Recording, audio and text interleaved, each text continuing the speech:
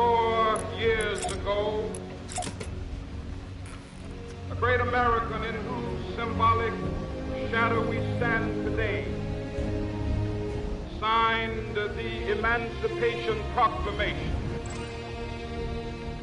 This momentous decree came as a great beacon light of hope to millions of Negro slaves who had been seared in the flames of withering injustice.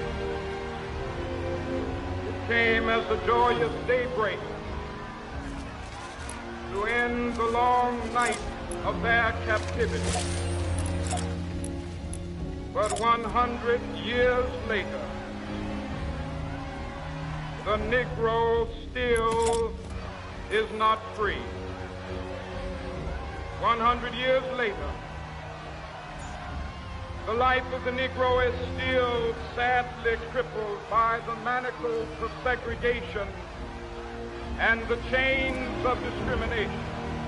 100 years later, Negro lives on a lonely island of poverty in the midst of a vast ocean of material prosperity. 100 years later,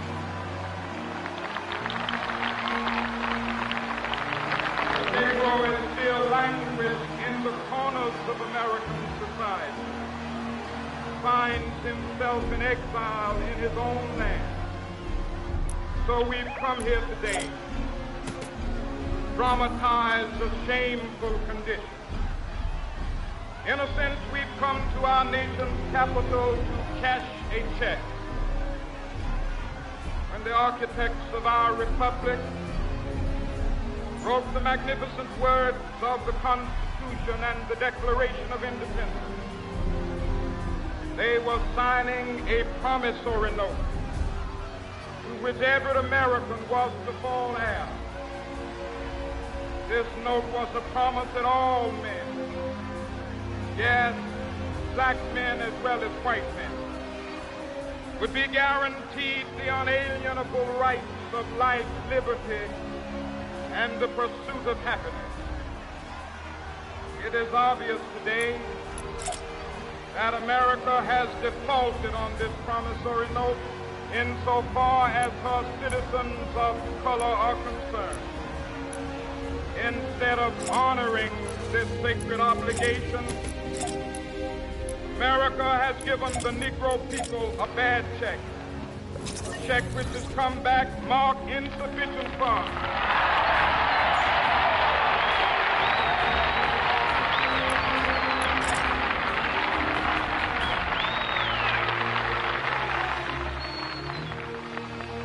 But we refuse to believe that the Bank of Justice is bankrupt.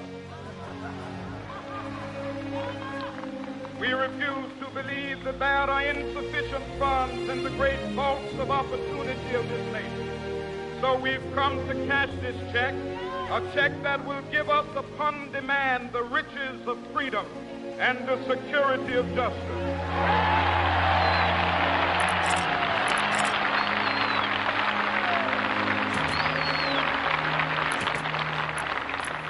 We have also come to this hallowed spot to remind America of the fierce urgency of now. This is no time to engage in the luxury of cooling off or to take the tranquilizing drug of gradualism.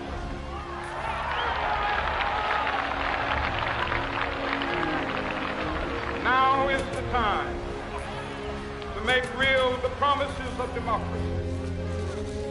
Now is the time to rise from the dark and desolate valley of segregation to the sunlit path of racial justice. Now is the time to lift our nation from the quicksands of racial injustice to the solid rock of brotherhood. Now is the time. Make justice a reality for all of God's children. It would be fatal for the nation to overlook the urgency of the moment. This sweltering summit of the Negro's legitimate discontent will not pass until there is an invigorating autumn of freedom and equality. 1963 is not an end, but a beginning. Those who hope that the Negro needed to blow off steam and will now be content will have a rude awakening if the nation returns to business as usual.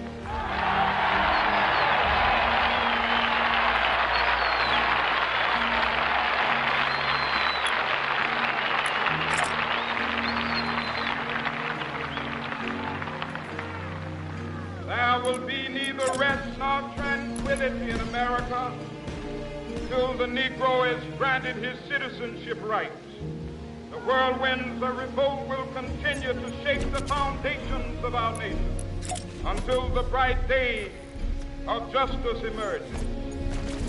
That is something that I must say to my people who stand on the warm threshold which leads into the palace of justice.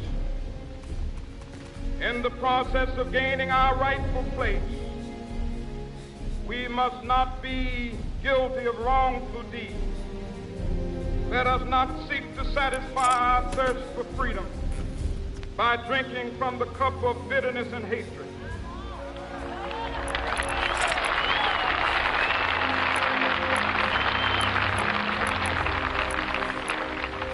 We must forever conduct our struggle on the high plane of dignity and discipline. We must not allow our creative protests to degenerate into physical violence.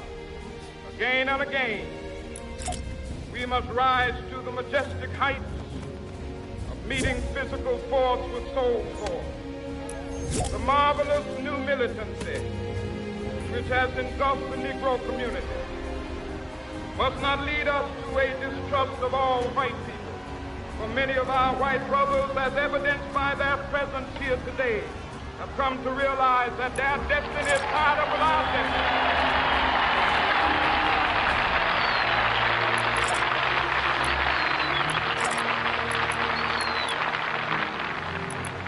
They have come to realize that their freedom is inextricably bound to our freedom. We cannot walk alone. As we walk, we must make the pledge that we shall always march ahead. We cannot turn back. There are those who are asking the devotees of civil rights, when will you be satisfied? We can never be satisfied as long as the Negro is the victim of the unspeakable horrors of police brutality. We can never be satisfied as long as our body is heavy with the fatigue of travel, cannot gain lodging in the motels of the highways and the hotels of the city.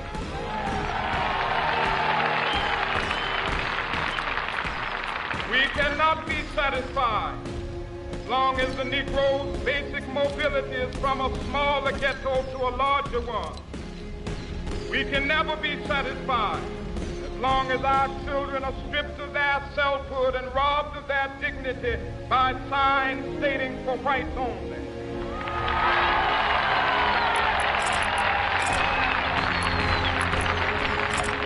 We cannot be satisfied as long as a Negro in Mississippi cannot vote and a Negro in New York believes he has nothing for which to vote.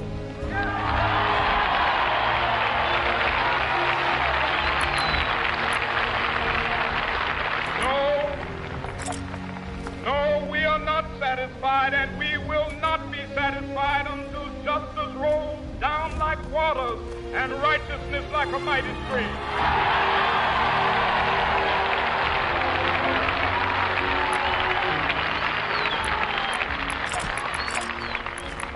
I am not unmindful that some of you have come here out of great trials and tribulations.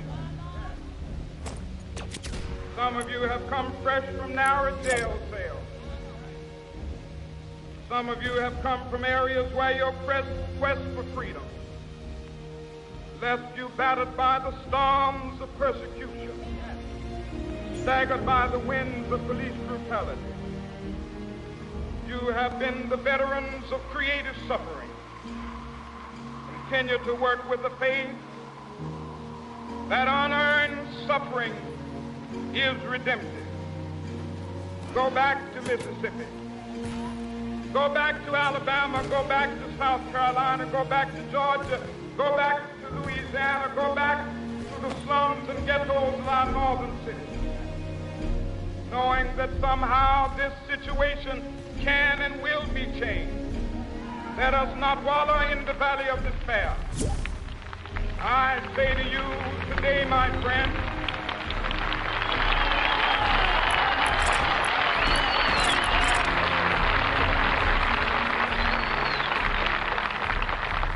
so even though we face the difficulties of today and tomorrow, I still have a dream.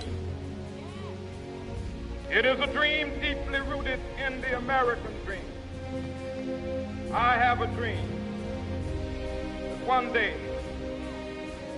this nation will rise up, live out the true meaning of its creed. We hold these truths to be self-evident, that all men are created equal.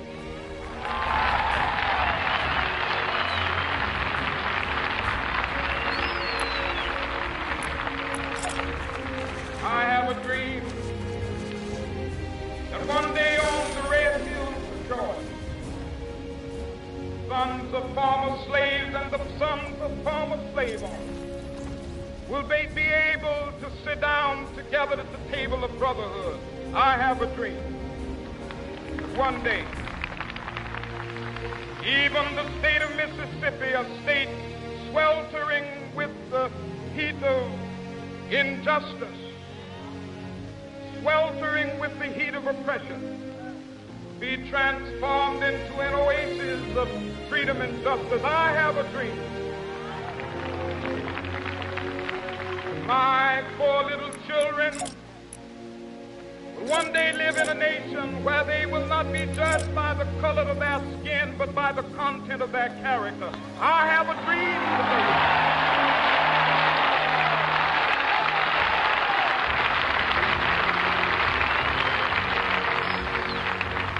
I have a dream that one day down in Alabama, with its vicious racists, with its governor having his lips dripping with the words of interposition and nullification, one day right there in Alabama, little black boys and black girls will be able to join hands with little white boys and white girls as sisters and brothers. I have a dream today.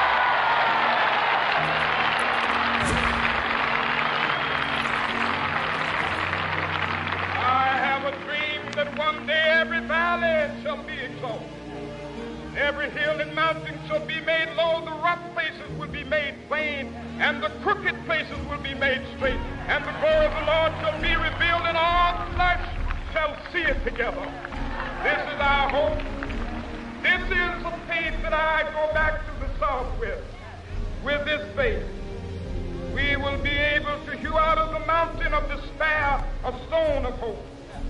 With this faith, we will be able to transform the jangling discords of our nation into a beautiful symphony of brotherhood. With this faith, we will be able to work together, to pray together, to struggle together, to go to jail together, to stand up for freedom together, knowing that we will be free one day.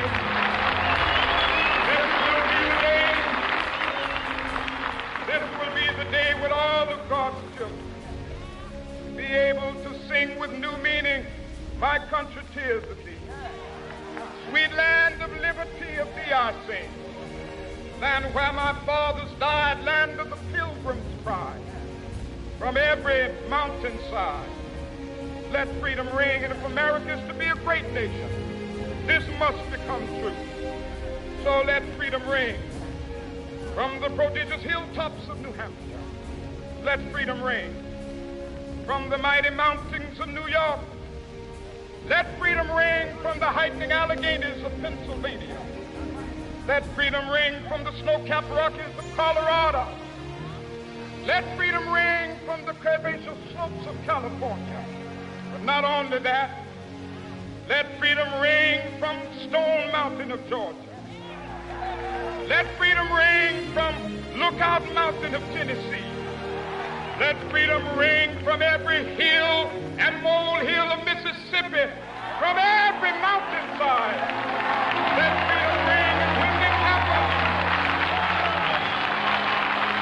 when we allow freedom ring, when we let it ring from every village and every hamlet, from every state and every city, we will be able to speed up that day when all of God's children, black men and white men, Jews and Gentiles, Protestants and Catholics, will be able to join hands and sing in the words of the old Negro spiritual, free at last, thank God Almighty, we are free.